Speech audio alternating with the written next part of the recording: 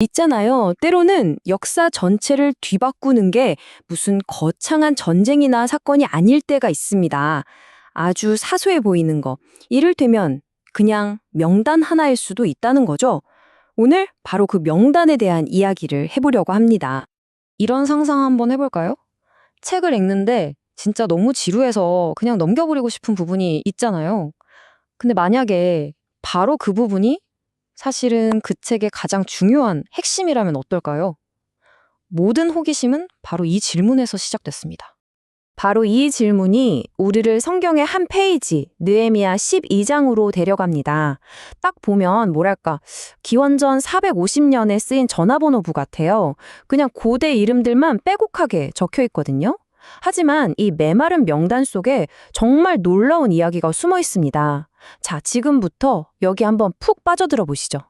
자, 첫 번째 단서입니다. 이 명단의 성격부터 다시 봐야 해요. 이건 그냥 행정문서가 아닙니다. 이건 영웅들의 명단, 바로 생존자들의 명단입니다. 이 사람들이 그냥 고향으로 돌아왔다고 생각하면 핵심을 놓치는 거예요. 히브리어에 알라라는 동사가 있는데 이게 그냥 가다가 아니라 올라가다라는 뜻이거든요. 특히 예루살렘 같은 거룩한 곳으로 갈 때 쓰는 말이죠. 그러니까 이건 단순한 이주가 아니라 영적인 상승, 하나의 순례였던 겁니다. 그래서 많은 사람들이 이 사건을 제2의 출애굽이라고 부르기까지 합니다. 그럼 이 사람들은 대체 누구였을까요? 그냥 평범한 사람들이 아니었어요. 거의 100년 동안 이어진 포로 생활을 끝내고 돌아온 첫 세대였습니다. 당시 제국이었던 바빌론에서의 안정된 삶을 그냥 버리고 폐허가 된 고향 땅을 재건하겠다고 마음먹은 사람들이었죠. 그들에게는 정말 중요한 임무가 있었어요. 바로 다윗 왕 시절에 세워졌던 24개의 제사장 조직을 복원해서 무너진 나라의 영적인 중심을 다시 세우는 거였습니다. 자, 이제 두 번째 단서로 넘어가 볼게요. 이 명단은요, 말 그대로 끊어지지 않은 사슬과 같아요. 공동체가 살아남았다는 걸 증명하는 역사의 척추 같은 역할을 하는 거죠. 이걸 한번 보세요. 명단을 보면 예수아라는 사람부터 시작해서 얏도아까지 무려 6대에 걸친 대제사장의 계보가 쭉 이어집니다. 나라가 망하고 사람들이 뿔뿔이 흩어지는 그 끔찍한 혼돈 속에서도 영적인 리더십의 맥이 단 한순간도 끊어지지 않았다는 걸 보여주는 정말 강력한 증거인 셈이죠. 그리고 이게 그냥 성경 속에만 있는 이야기가 아니에요. 이 사람들을 실제 역사 타임라인에 딱 올려놓으면 이야기가 훨씬 생생해집니다. 예수아는 성전 재건을 시작했고 3대째인 일리야십은 느헤미야랑 같이 성벽을 쌓았죠. 심지어 5대째 요하나는 성경 밖의 기록, 그러니까 이집트에서 발견된 파피루스 문서에도 이름이 등장해요. 그리고 6대째 얏두아는 곧 새로운 세계의 지배자와 마주하게 됩니다. 유대교 경전인 탈무드에 정말 영화 같은 이야기가 하나 전해져요. 당시 온 세상을 정복하던 알렉산더 대왕이 예루살렘으로 쳐들어옵니다. 도시 전체가 공포에 휩싸였죠. 그때 대제사장 얏드와가 자신의 거룩한 예복을 입고 성문 밖으로 당당히 걸어나가요. 그런데 정말 믿을 수 없는 일이 벌어집니다.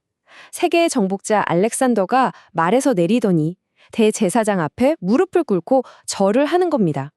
깜짝 놀란 부하 장군들이 아니 폐하 어찌하여 저 자에게 절을 하십니까? 하고 물으니까 알렉산더가 이렇게 대답했다고 하죠. 나는 저 사람에게 절한 게 아니다.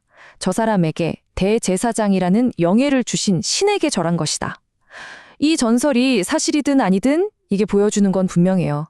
이 제사장 가문이 가진 영적인 권위가 얼마나 대단했을지를 말이죠. 자, 이제 마지막 세 번째 단서입니다. 이번에는 사람이나 정치 얘기에서 잠시 벗어나 볼게요. 이 명단에 담긴 또 하나의 중요한 의미는 바로 예배, 그리고 국가 정체성의 회복에 관한 겁니다. 이 사람들은 그냥 벽돌만 쌓은 게 아니었어요. 한 나라의 영혼을 위한 거룩한 사운드 트랙을 복원하고 있었던 거죠. 이걸 컴퓨터에 비유하면 이해가 아주 쉬워요. 느헤미야가 재건한 예루살렘 성벽이 외부의 공격을 막는 하드웨어였다면 그 안을 채우는 예배와 문화, 즉 영적인 삶은 소프트웨어였던 셈입니다. 바로 이 명단이 그 소프트웨어를 재부팅하는 데 꼭 필요했던 핵심 인물들의 목록이었던 거예요. 그리고 이 사람들의 예배는 그냥 막무가내로 모여서 부르는 게 아니었어요. 교창이라고 하는 아주 체계적인 형태를 가졌습니다. 히브리어로 레네그담, 즉 마주서서라는 뜻인데요. 말 그대로 두 그룹의 성가대가 서로 마주보고 서서 노래를 한 구절씩 주고받는 방식이었죠. 이건 즉흥적인 게 아니라 아주 오래된 전통을 의도적으로 복원한 거였습니다. 왜 그렇게까지 했을까요? 자기들 맘대로 새로운 방식을 만들 수도 있었을 텐데요. 느헤미야서는 그 이유를 아주 분명하게 밝힙니다. 바로 하나님의 사람 다윗의 명령대로 따랐다는 거죠.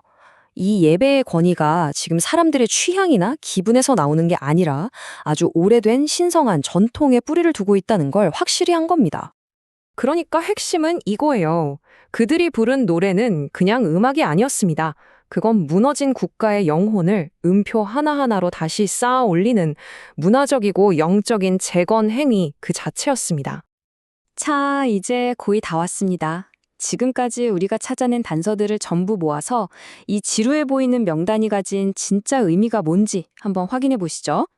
58,000. 혹시 이 숫자가 뭔지 아시나요? 이건 미국 워싱턴 DC에 있는 베트남 참전용사 기념비에 새겨진 이름의 숫자입니다. 그 기념비에 새겨진 58,000개의 이름 하나하나는 그걸 기억하는 가족들에게는 그냥 이름이 아니라 하나의 우주와도 같을 겁니다. 느헤미야 12장의 명단도 정확히 마찬가지예요. 우리 눈에는 그냥 낯선 고대 이름들의 나열일 뿐이지만 그 이름 하나하나는 생존과 신실함에 대한 증거이자 신이 기억하는 영웅들의 이야기인 거죠. 네, 맞습니다. 이건 그냥 명단이 아니에요. 이건 바로 하나님의 명예의 전당입니다. 그럼 누가 이 명예의 전당에 이름을 올렸을까요? 나라를 이끈 제사장들, 노래로 공동체의 기쁨을 되찾아준 성가대원들, 그리고 묵묵히 성문을 지켰던 문지기들까지요. 세상의 역사는 왕이나 장군처럼 위대한 사람들만 기억하지만 하나님은 편안한 삶 대신에 믿음을 선택한 모든 사람들의 신실함을 기억하십니다. 그리고 성경은 그들의 이름이 역대 지략, 즉 공식 역사 기록에 남았다고 증언합니다. 어쩌면 이 고대의 기록은 더 큰 개념의 예고편 같은 건지도 모릅니다. 모든 선한 행동과 신실한 마음이 영원히 기억된다는 생명책이라는 개념 말이죠. 결국 역사는 우리가 무엇을 기억하기로 선택하느냐에 대한 이야기인 것 같습니다. 이 고대의 명단이 오늘 우리에게 이런 질문을 던지는 것 같네요. 지금 당신은 방신 시대의 벽에 어떤 이름과 어떤 이야기를 새기고 있습니까?